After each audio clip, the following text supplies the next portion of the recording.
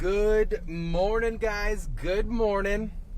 Oh, I am in a serious Christmas spirit. Good morning to you guys. It is Friday, and this is Trooper Steve on patrol live. We are at the Salvation Army, and I'm going to be welcoming in the new area commander of the Salvation Army, Major Glick. Come on in. You're hopping in the front, sir. Yeah, there's no rear. This is front row seat for you. All right, I love it. All right, we got Major Glick in the car. Sir, welcome. Welcome. Thank you. Thank you for joining me. I know you are a super busy man right now. There's so many events going on. Plus, Orlando's real busy. It's a busy place. It is a busy place. So, give you a layout of the land. Like I said earlier, we are streaming live right now all over the place. I've got cameras all over this car. You don't have to worry about them. It's just a conversation between you and I. Absolutely. Well, we do have an eavesdropper. Her name's Kath Lee. She's my producer. She's the one that makes this magic happen. Okay. So she is monitoring everything we're doing to make sure that it works properly. Cool. So, sir, this is our first official meeting. This is kind of cool. You've met a lot of people. You have been all over the place. How long have you been in command? So I've been a Salvation Army officer for about 26 years. Wow. And I've been in this command since basically June 23rd. When did, so where do you come, where are you from originally? I'm originally from Burlington, Iowa, so I'm a Midwest guy. Okay. So the land where corn grows. Yeah, right. So, pardon me. So yeah, it's a lazy town on the Mississippi River. Okay. In fact, I used to swim in the Mississippi River when I was a kid. Wow. You grew up there? I grew up there. Okay. So I love this question because everyone's story is rather unique. How does someone... Goodness, sorry. It's okay. Hey, we could pretend it's cold outside, right? With a little cough going on. How does someone find their mission and end up becoming part of the Salvation Army? Sure. You know, I think that's different for everyone. Right. For an example, my wife's path was much more organic than mine. Okay. My wife is a third or fourth generation Salvationist. Wow. Her parents were officers. Her grandparents were officers. All of her brothers and sisters. So growing up around it, she knew... Very, very organic. Okay. I'm a first generation Salvationist. So no one in your family... Nobody. Ever? Nope. I came upon the Army because I needed help. And the Army helped me and completely transformed my life. Isn't that amazing? It is amazing. So many people, I think, look at, well, Salvation Army only helps this or only helps that. And it's like, no. I'm willing and humble enough to say that I didn't grow up with a spoon in my mouth. My mom and my dad worked as hard as they possibly could to make sure everything I had. But yet the Salvation Army was there. If my mom needed something, she went to the Salvation Army. And yet no one would know that because no one needs to know. The Salvation Army is not there saying, all right, we helped you, now tell everybody kind of thing. Right. It's amazing. And now my mom volunteers with you guys. Wow, that's very cool. She rung the bell the other day. She shows up and helps out. So seeing what you guys do it is amazing. So when they helped you out, what made you think I gotta serve? Well, you know, it's interesting. I think it's for every officer, you know, we have a sense of calling. Right. And so mine was one Christmas, I was upstairs wrapping gifts with the officer after we'd gone to prison ministry. And the prisoners had selected gifts. I'm upstairs, and the Army wraps them with Christmas paper and then brown wrapping paper so that the child receiving it doesn't even know it came from the Army. They think it came from their parents who were incarcerated. I'm up there wrapping gifts, and I said to the officer's wife, you know what, I think I'm called to be an Army officer. It's just this epiphany moment after being around the Army and getting this sense that this is really what God wants you to do. As she looked at me and she put her scissors down on the counter and she said, well, it's about time. And I said to her, well, if you knew, it's almost emotional. Why didn't you say something? And she said, it's not my job to tell you. It's God's job to tell you. Amen. My job is to affirm what I know to be true. And so that message coming from within you to her was almost twofold, because it's coming through you, but she already knew she did. You had it in you. It's not any of ours plan. It's God's plan. Absolutely. So that for her was a moment going, he's doing work. He's doing work. Yeah. So where was your first assignment? My first assignment was in Atchison, Kansas. So okay, I've never heard of it. North. No one has. North of. Sorry to Amelia Earhart, who's from Atchison, Kansas. Okay, but it's north of Kansas City, small little rural town, and that was my very first assignment. I went in charge as a single lieutenant. Okay. Married my wife 6 months later, and here we are. Wow. Yeah. Wow. So how are you enjoying Florida? It's hot. Oh, get out!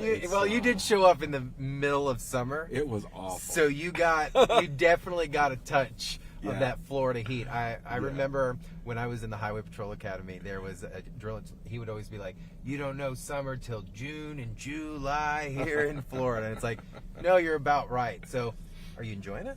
I am. Yeah, it's definitely different than Baltimore, which is where we came from. Okay. Just in terms of the kind of folk we serve. The culture is definitely different. The culture is definitely different. But it's a great change. We're still, I think it's going to take us a year or year and a half to. You have to kind of go through a whole cycle. Yeah. Kind of get your head around what the Army does, and my staff have done a great job of helping my wife and I. Meet good people in the community that are just so helpful. That's the great thing in Orlando. I have not met one person who doesn't like the Army, right, and doesn't want to be helpful to us. So that's fantastic. It's cool too when the leadership in the area is 100% on board. Absolutely. And whether they're elected folks or charity organizations or CEOs of companies, yep. It's nice when you know that the door's open. Absolutely. And if you call, they'll help you out. Absolutely. What would you say if you've been here a couple of months now, I'd say almost 6 months, 7 months. Mm-hmm. What has stuck out a little bit of uniqueness of the area for you? Sure. That you think will maybe steer your mission a little bit? Sure. I think it's, in some Army communities, so much is already established. The Army, and there are the basics everywhere you go, but I think there's unfinished business for the Army in terms of expanding and growing a little bit. I like that. Within the Orange and Osceola counties. So I think that's our mission, is to build on what our predecessor did and to continue that expansion and that growth so that the Army can be positioned where it needs to be in the community to serve those that really depend on us and need us. That's amazing. Other places you've served, what are some of the most, like, if you can give me 2 moments in your career so far, or I don't even want to say it's a career. Yeah. Because it's not really a job, it's a lifestyle, it's a calling. Yeah. It's a mission you're on. Yeah. Without sounding cliche. Right. But if you look, I'm big on definitions. Mm-hmm. I'm a weird logistics definition guy that happens to be a Cop Gone news guy. Yeah. Really weird. But like the definition of words, I'm big into. So like when people use, I'm on a mission, but like, but your genuine mission in life, what moments stick out to you so far before coming to Orlando that you realize, like, man, yeah. I am doing the right thing. I know I chose the right thing. Sure. I would say in our second appointment as Salvation Army officers, we were in Kansas. We were there 10 and a half years in that single appointment, which is really... It's a long time. It's a long time. It's uncommon, isn't it? It's very uncommon. Okay. We were in one of the wealthiest counties in the country. And so... But we recognized there were homeless people that needed our assistance. And that was a real uphill climb for the community to embrace that idea. Is it the idea that because it's an affluent area that we don't have a homeless problem? That's exactly right. So they're not...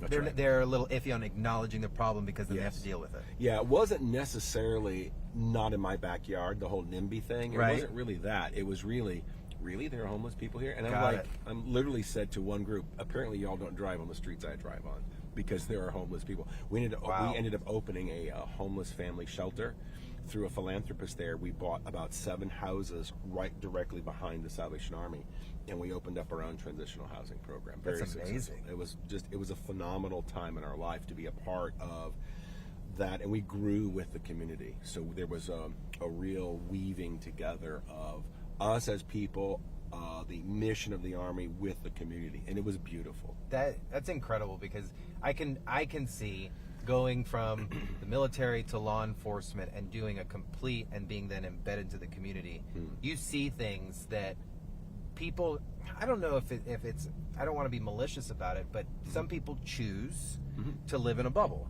And that's kind of normal. Yeah. You go about your day, A to B, B to A, and you just go on, and you don't realize that there is a need there, and you have to. I'm sure it's a tricky slope to get individuals like that to listen to you. Yeah. And I think one of the important things is stories are good. Empirical data is amazing because it's hard to just disregard empirical data. This is, wait a minute, how is it that I've helped 50 people if there aren't homeless people? Right, like, so I'm not shipping these people here, they're here in your community. And other organizations, we've worked in that community, we worked hand in glove with United Way, with a lot of churches. So that helped a lot too, because those groups have their own constituencies and they're able to share what we all know. So that's always helpful too, when you have other folks that I see that too, and they just sort of back you up. So I find it very amazing, and just the partnership between leadership and then their spouse. So I'm not going to poke too much, but the idea that you guys both serve together is powerful. It is. Where you're both on the same team. Yep. You're both serving the same cause. Yep. Talk to me a little bit about that. How did you meet your wife in the Salvation Army? I met my wife in training, which is interesting. Okay. So I'm a first generation, as I mentioned. I go to the training college. I really don't know anybody. Right. Still really learning about this Salvation Army. And here I am at the training college in Chicago, about 3 weeks in. It's so funny, the women who are cadets, they sort of, everyone's scoping everybody out, just to be honest. Okay. And so my wife said to the ladies, Roger's mine, and da-da-da. So it was real. So about 3 weeks in, we started dating. She pulled your number quick. She did. So about 3 weeks in, we started dating. We went out on summer assignment that next summer. So we started dating in about September. By that next June, we were engaged, and then after training, which was another year, we had to wait 6 months, and then we were married. So we've been married and served together the entire time. And so, one of our funny stories is I was a poor cadet. I did not have. There are cadets that have all sorts of resources available to them. I didn't. You're just an average guy that just said, "I want to serve." And my wife, or at the time who I was dating, started cutting my hair in training, and so she's cut my hair virtually. Free haircuts, why not? I know. Right? Since then, I think it was a ploy, and it worked. So well, but, here we are. She's good. You got good hair, man. I know she's got good hair. She's cut my hair our entire lives. But yeah, we have served together many times in our officership. We've even shared an office, and of course, there's tensions. There are moments. Well, it's life, right? That's right. But I could not imagine. I hear people go, "How do you work with your spouse, and then you go home with them?" And I'm like, because I guess we've always done it. I couldn't imagine not doing it. And so it's not this laborious, boring. It's just not. Although people, I guess, think it is. But I'm sure couples that own businesses, it's very much the same thing, right? They own a business. My grandparents owned a grocery store. My grandfather was a farmer. And they saw each other every day. But I think there's a special uniqueness about that. I think there is a bond that some people have, some don't, and it is great to have some time apart. Other people, they thrive when they're together. And I'm sure whether this was live streaming, and she might be watching right now, you would say that, and I'm sure she says the same thing, you guys make each other better people and better officers. Oh, absolutely. Yeah, I mean, there's such, people overuse words, but there really is synergy with us. We're together, and we know what's happening. Even though we serve together, we know and we recognize each other's gifts, strengths, challenge areas, the graces that we have, and so we split up our ministry responsibilities, each appointment based on those things that we know about each other. So if yours is not focused on something too much, you're like, hey, can you help me out with this? Exactly. Yeah, like right now, my wife's handling the angel tree. Okay. And all the toys and the managing of the warehouse and getting the Joy Center ready to go. That's her thing. I don't do that. I do this. Right. I meet with donors. Okay. I'm kind of on the business side of things, and I'm a big dreamer, and she'll say that I love casting visions. Well, she likes visions too, but she's always the, have you thought about this? Oh no, I didn't think about that. Sounds like Have you you and the considered former majors were cut from a little bit of the same mold here. I think we are. Like, I think so. you are sounding just like Major Chapman, which is amazing because he had, whoa. Wow. Going the wrong way there, buddy. That was almost bad. Yeah, that was a good thing. I have that on this camera. I'll use that later. But just like you guys both have a gift of spreading the message, making it very clear. Yeah. And a big thing for me is make it relatable. Yeah, absolutely. Not talking over people and just always talking about money. Oh, and yeah. When I hear you guys talk about it, it's like it's so much more than just, hey, can we get a donation? That's right. It's like, no, can you help in Exactly. a way? How can you help us and volunteer? That's right. Can you help us serve? And there's such a powerful thing about that with Salvation Army. You brought up that your wife is the Angel Tree kind of focused one. Let's talk about Angel Tree a little bit. Yeah. I got one question in my head that I can't believe I don't know the answer to this, so I'll ask the boss. Yeah. Is Angel Tree everywhere? Yes. Okay. Angel Tree is actually a trademark name. Okay. It's copyrighted by the Salvation Army and prison ministries. Amazing. So we actually created the Angel Tree.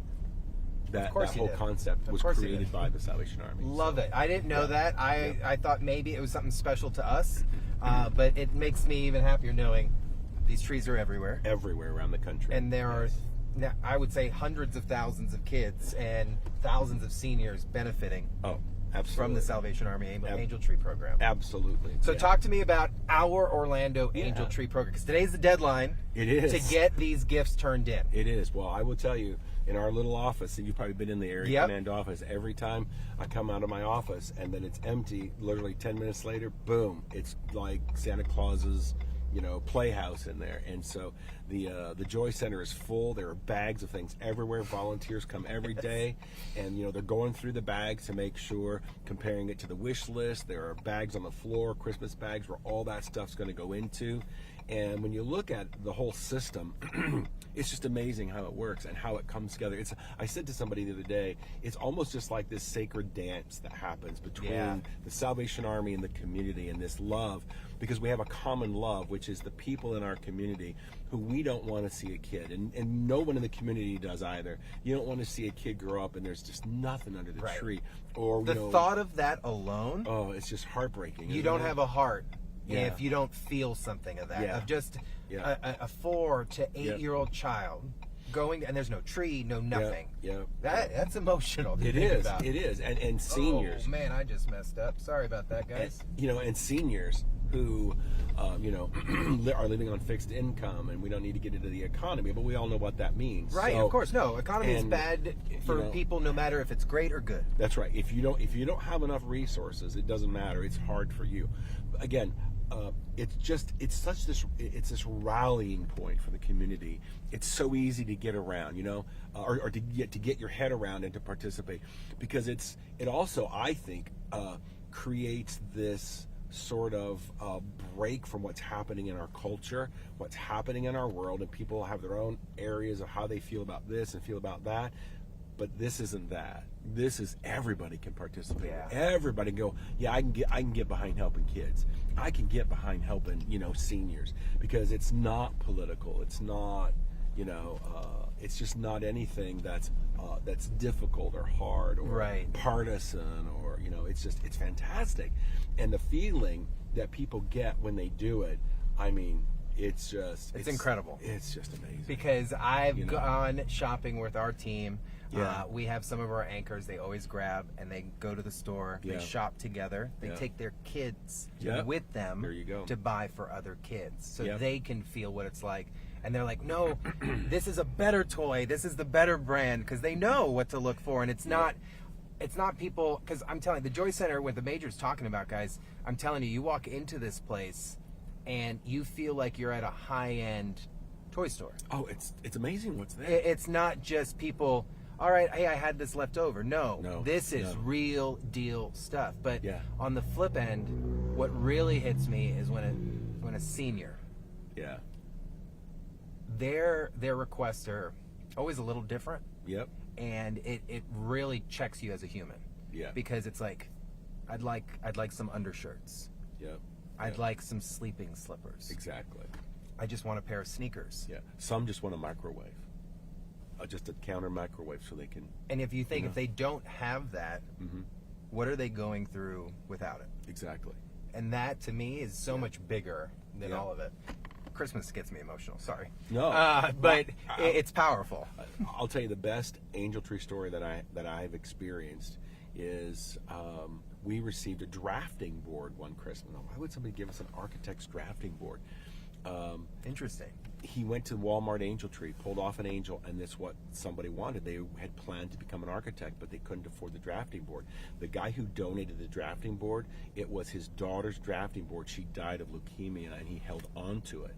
And he donated it when that angel, I mean, what's the chance of that? I mean, that's a divine appointment that guy would see that, and he had it. I mean, that's his daughter. Yep. Working through him. I'm telling you, to say, give it up and give someone else an opportunity to I'm do what telling I you. wanted to do. Yeah. So that becomes more than a gift. That becomes a potential life change opportunity. Amazing. So guys, please, if you have already picked up an angel tree, make sure an angel ticket, make sure you get that in by the end of today. Turn it back in because they need to get to work and we need to get that Joy Center up and running. Quick question for you. Are you going to be at the tree lighting tonight? I'm actually going to be in Mount Dora tonight. For the light up over there? Yeah, All right. The Army's in a parade. So you're bringing the kettle out there? A kettle's going up there. The band's going to be up there. Yeah, so. Well, maybe next year. Yeah, I'd love to come. Here at the band shell tonight, we are lighting this Christmas tree. It's way back behind us. Oh, okay. Back there, it's an electric tree that is massive. I'll have to come see it. Yes, and tonight at 7 o'clock, that tree is going to get lit, and we are so excited about that. That's going to be cool. Every year, it's something crazy, but to see your motivation is pretty cool. I think everybody always wonders, like, all right, who's going to lead the charge next? Yeah. There's always like, all right, let's see what happens. Yeah. But your predecessor spoke nothing but great things, and we were so excited. I kept seeing you up on live TV, up on videos, and I'm like, why haven't I met the Major yet, guys? And I text Natasha 2 days ago, and I was like, hey, she's like, he's slammed right now, but I'll text you. And I was like, she's like, tomorrow? I go, please, tomorrow. And it worked out perfect because it is turn-in day. So, by the way, you have a great communications person. She is. Oh, I'm telling you. She's kind. She's approachable. Yeah. And she's in it. She's Absolutely. What do you say when you're being sold something? Like, and she is just she's dedicated to the mission. Oh, they all are. She's all in. That's what I was looking for. We have such amazing staff at the Salvation Army. Well, and they're it's just so good, and they're you're right. consistent. They are tethered to the mission.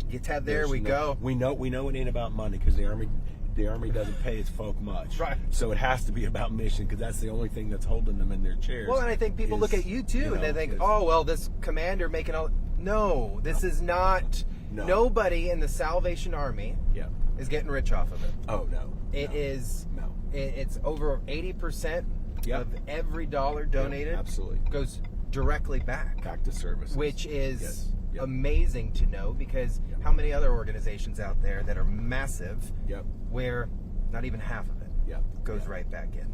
So it's always good to know that. It is good. Yeah, the wild stories about what Salvation Army officers make is that they're all fake. 100% fake. They're all terrible. Like, no, guys. I mean, even our national commander, if you think about that position, the national commander of the Salvation Army is responsible for the entire Salvation Army in the country. I would challenge what he makes against other national not-for-profits, and it's minuscule, and it should be. It should be. So it's not a negative. I'm proud of that, because it is about, always what it comes down to is the people we serve in our community who need us. It's about those relationships. Yes. It's about, I was talking with a donor just yesterday. I had coffee with a donor. We were talking about, he asked me if you could have X number of dollars to do 3 things. So we had a good time at coffee, and he wrote us a check for a significant amount of money to make those dreams come true. And one of those is, how do we help the homeless in camps? Not just feed them and not just clothe them, right. but how do we really begin to change their world? Well, we've got some funding to try to do just that. That's amazing. And so, this time of Makes year me proud that you have donors in this community. Yeah, absolutely. That don't want to put a Band-Aid on it. No. They're trying to let's put a new slab down. Absolutely. Complete construction. Absolutely. It's not just putting some paint on it and move on. No. I like that. No, I'm proud. We have to offer people real solutions that move them from where they are to where they really want to go. I love it. I love it. Major, before I drop you off, yeah. Is there anything else you want to put out there before we wrap this up? No, I just want to encourage people, like you said, if you've taken an angel, return that bad boy, because those are not made up names. No, those are real people. Those are names of real kids. And I just want to give a shout out to Channel 6 and to you guys. I mean, you are such incredible partners, and you've been partners with the Salvation Army for a long time, and it is so meaningful for us to just to be able to share what's happening, to share what's going on, and that you are with us, and there's such transparency in that, which I think is incredible too. So you see it all, not just coming in, but you see it going out. You see those people. It's all real. This is not some Hollywood stage. No, these are real people, real lives that are being impacted. And they could be your neighbors. They could be, and you might not. You could be sitting next to them in church and not know it. It's quite possible. That's humbling. It's quite possible. Well, Major, I appreciate you, sir. Hey, thank you. Thank you, guys. Listen, if you're not participating in the Angel Tree program, that's okay. But I encourage you to get in touch with your local Salvation Army. See how you can help serve. See what they need in this community, because I bet you can provide it. So get those angel trees in. This is Trooper Steve, Major Glick. We'll see you guys later. Thank you.